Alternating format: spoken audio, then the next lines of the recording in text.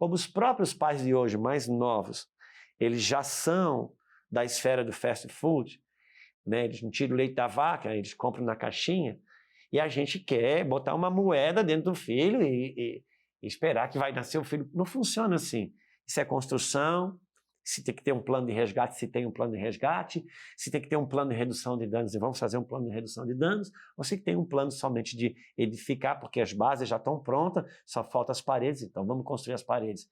A gente precisa conversar sobre isso, a gente precisa reconhecer que temos um problema, e uma vez que reconhecemos que temos problemas, então vamos diagnosticar as lesões para, a partir daí, termos um programa, um plano estratégico de cura, de restauração, de rendição.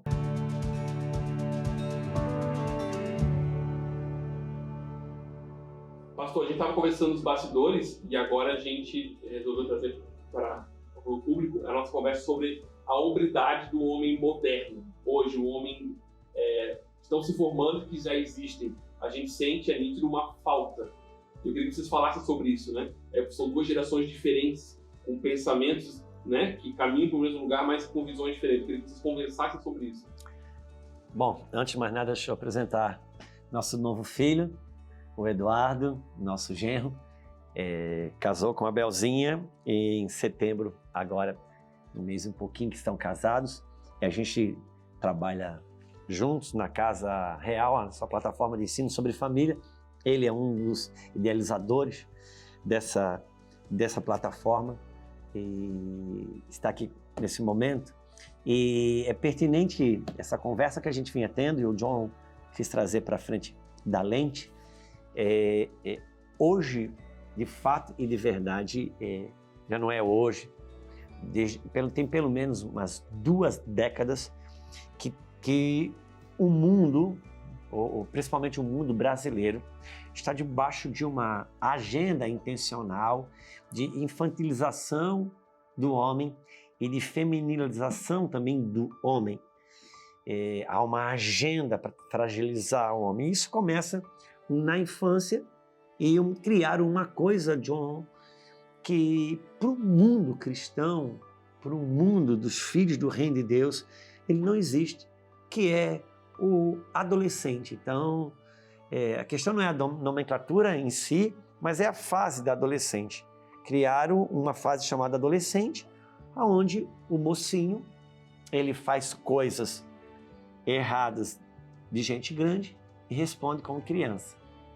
De maneira que aos 16 anos ele está pronto para voltar e decidir a direção de um país de 200 milhões de habitantes, mas se ele comete um erro, ele não pode responder por ele, porque ele é uma criança, e a ausência do pai na infância e na segunda parte da infância que introduz ele na adolescência, ela não existe. Então, eu tenho uma filha que nasceu exatamente no ano 2000. Então, essa virada de século, quando abriu esse portal de um novo século, abrir-se um portal para essa desconstrução do homem. Então, talvez eu seja uma das últimas gerações onde o garoto cedo ele já estava com o pai, fazendo o que o pai fazia. Aquilo não necessariamente fazia dele na vida adulta, tem a mesma profissão do pai, mas ele tinha esse contato de responsabilidade, de ajudar, de resolver problemas, de responder para as demandas da vida. E hoje isso não acontece, de maneira que abriu uma lacuna.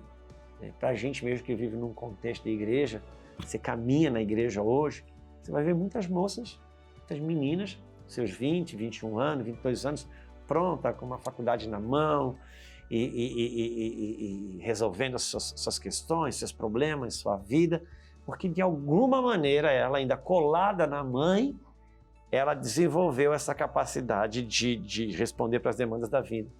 Mas esse menino, não, esse menino está descolado do pai desde moço, agarrado no PlayStation, nas brincadeiras, de maneira que ele não se apresenta na menor condição para construir uma família, ter uma responsabilidade de casamento. Então, assim, é uma lacuna que precisa ser preenchida. O que a gente não se atenta é que, além da fragilidade e da falta de percepções dos pais nesse sentido, é que existe uma agenda intencional trabalhando no transfundo. É mais ou menos assim, enquanto algema o pai, entra no papel de distorcer a mente do menino, do jovem. Depois o advento do mundo virtual, aí mesmo isso estabeleceu uma nova era, porque você tem um pai fora da realidade do filho, o filho dentro de realidades que o pai nem sabe, nem imagina, desconhece por quê. Porque é o filho falando um idioma que o pai não sabe. Então, mesmo que fala na frente do filho, mas o pai não entende. Mesmo que fala na frente do pai, o pai não entende. Então, a gente tem um problema seríssimo, mas a igreja ela tem todas as ferramentas para resolver essa questão a partir dela mesma. Por isso que eu sempre defendo que primeiro a gente precisa acertar os da casa, para depois acertar os de fora. Eu estou aqui com o Eduardo, são 2 gerações, eu tenho 52 anos, ele tem 25. A gente pensa as mesmas coisas de modo diferente, mas a gente pensa as mesmas coisas. Eu queria deixar ele falar também, na perspectiva de quem tem 2 décadas e meia de vida. Eu faço 26 no final do ano, é metade da tua idade. Exatamente. Eu acho que... Acho não. O que nos falta é uma convergência geracional, né? Uma coisa que a gente sempre fala na mesa é que Deus, ele é um Deus geracional. Ele era Deus de Abraão, de Isaac e de Jacó. E Abraão, Isaac e Jacó, eles iam contando a uma geração a respeito de seu Deus. E a sua vida testificava isso, né? E um dos problemas que nós tivemos é que a gente usou as casas como um centro evangelístico e não como um lugar de performance de Cristo na vida dos filhos, né? Então, o Cristo, o Filho do Criador, o Verbo que era Deus, estava com Deus e habitou no nosso meio, é a solução de todas essas coisas e a cura de todas essas coisas. Então, quando a gente fala da expressão o menino ou adolescente, existe uma pesquisa que tem dito que os adolescentes, hoje a adolescência vai até os 30 anos nos homens, né? Então, são os homens que estão morando com os pais, que seus filhos são os pets, que estão jogando Free Fire, LOL, os jogos da internet, mas não assumem responsabilidade. Mas eles também não foram estimulados a assumir responsabilidades, né? Por exemplo, quando eu estava com os meus 23 anos, eu vi que o que mais me fez falta foi não ter ido para o exército e não ter feito um curso técnico, né? Que na sua época, quando o senhor estava no ensino médio, era um ensino médio técnico. Quando eu fui procurar um emprego, por não ter um curso técnico, meu salário ele sempre foi um salário mínimo no começo. Então eu tive que me capacitar, porque eu tinha um mito da faculdade, que a faculdade ia resolver todos os meus problemas, eu acabei me frustrando no começo, não prossegui. Mas não é o ponto aqui. Mas esses dias a gente falava na mesa o quê? Que na sua época, um pai de um filho homem de 14 anos chegava para um empresário da região, alguém que tinha um comércio perto e falava: deixa meu filho trabalhar de graça com você, para ele aprender. Exatamente isso que aconteceu. E tudo mais, né? Então, isso já estava dando um senso de propósito para aquele jovem. O trabalho, ele dignifica o homem. Então, se eu não coloco um garoto na posição de trabalhar e aprender alguma coisa, eu tiro a oportunidade dessa dignidade do homem que há dentro dele, né? E eu preciso formar esse homem. Porque Isaías fala que um menino nos foi dado. Então, quando eu nasço de novo, eu tenho um menino aqui dentro. Só que eu preciso transformar esse menino em um homem no meu homem interior. Né? Aquilo que Paulo fala, até que nós chegamos à estatura de Cristo, à perfeita varonilidade. Isso só é feito através de uma junção, né? Uma convergência geracional. E é interessante porque talvez uma pergunta que vem, como que a gente resolve isso? Acho que antes de você resolver o problema, você precisa identificar o problema. Sempre. Até que você não reconheça a doença, até que você não conceba que está enfermo, você não busca a cura. Então, existe uma coisa hoje que eu vejo pais de filhos de 17, 18 anos, e o pai, de fato, agora o filho apresenta uma ociosidade que machuca, fere o pai, porque o filho se torna um explorador, ele quer as coisas como se elas nascessem numa árvore, aquilo é suor de pai, é suor de mãe, e o pai meio que frustra, né? Que o pai esquece que o filho só está nesse grau, porque o pai não colocou nada dentro dele, no sentido de responsabilidade, no sentido de propósito de vida, no sentido de entender que o dia de amanhã vai chegar e o dia de hoje define o dia de amanhã. Então o pai não colocou nada, e quando chegou a idade do filho responder, porque as demandas da vida trazem esse boleto para ele pagar e eu não tinha nada na conta para pagar, porque o pai não colocou. Então, e agora o pai fica inativo, não sabe nem como reage. Então, como que se cura isso? Como que se restaura isso? Antes de eu querer colocar qualquer coisa dentro do meu filho, ainda que seja atrasado, mas que precisa ser colocado, eu vou ter que me reconectar com o meu filho, porque é uma desconexão. Então, voltar a ter isso aqui é uma realidade. Agora, para voltar a ter isso aqui dentro de uma relação que ela não está 100% e ela precisa voltar a se reconectar, o que acontece? É óbvio que quem é pai sabe, quando dois irmãos brigam, o pai sempre espera do maior um pouco mais. A questão é que os pais de hoje também estão infantilizados. Então fica difícil, porque antigamente o pai comprava um brinquedo e ia brincar com o filho. Hoje não, hoje o pai compra o brinquedo e disputa com o filho. Agora é minha vez, agora é minha vez. É diferente, isso não é a realidade, não é o pai brincando com o filho, é o pai disputando o brinquedo com o filho. Então, nós precisamos acessar nossa geração de pais, que está abaixo de 40 anos, e criar uma consciência que a gente precisa fazer o resgate dos nossos filhos, o resgate das nossas crianças.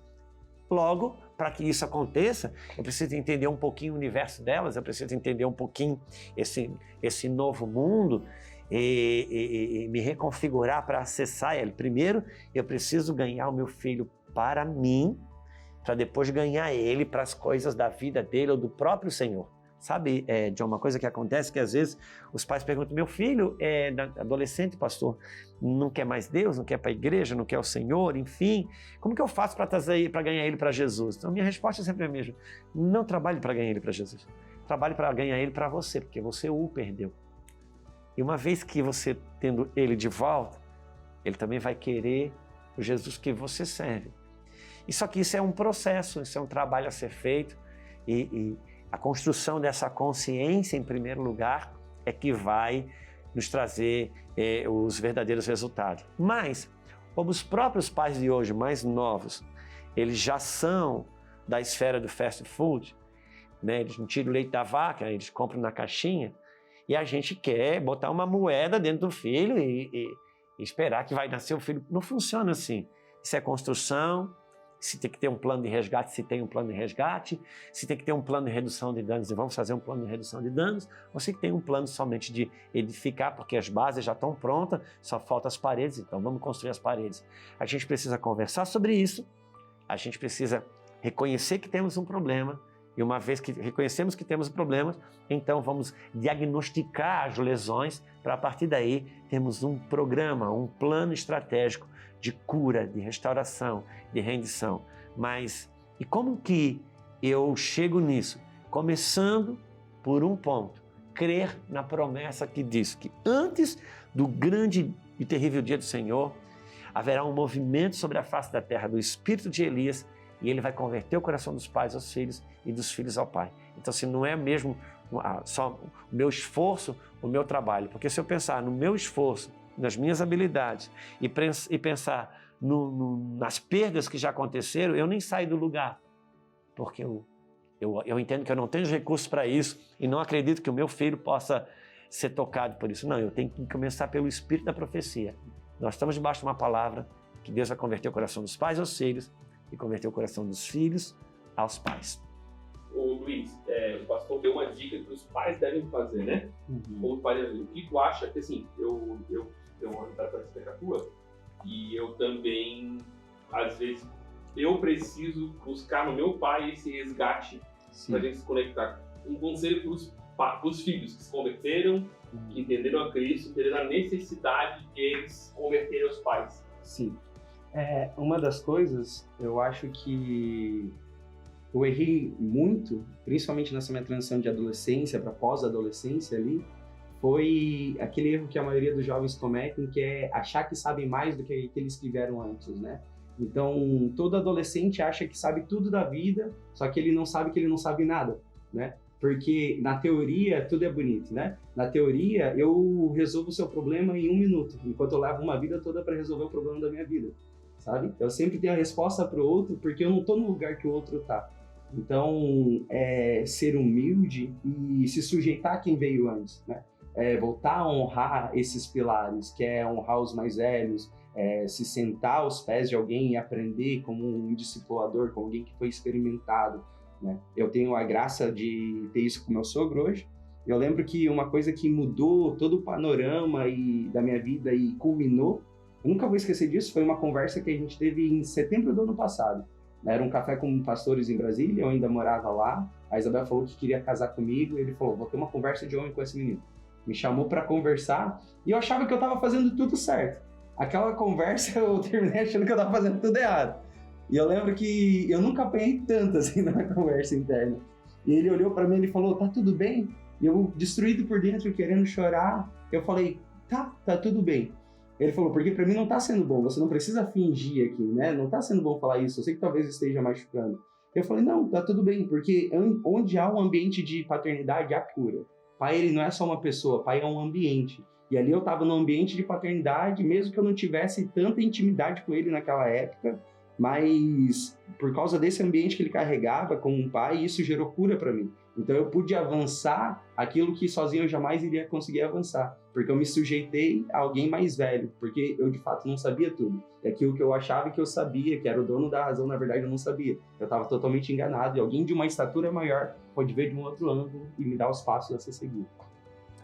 Por outro lado, quando o Eduardo chegou na vida da Isabel, e quando ele chegou mais perto da gente, ele disse, poxa, eu conhecia vocês de internet, mas agora eu estou mais perto de vocês, e vocês são de verdade, e eu acho que vocês deveriam criar uma plataforma online, privada, para ter um acesso direto, mais sério e contínuo com pessoas que possam tocar essa realidade, porque hoje o mundo virtual, ele nos permite isso, meu sogro.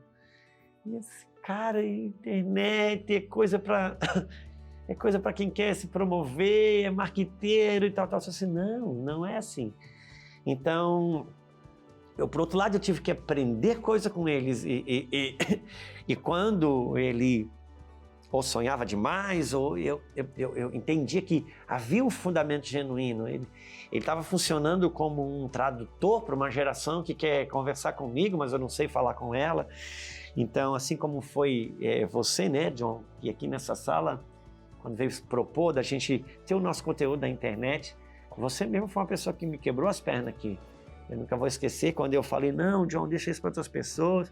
E você disse, olha, pastor, tem uma multidão de jovens e pessoas que estão buscando na internet uma referência. E você falou, você é uma referência, pena que o pastor se nega a estar onde eles estão buscando a referência.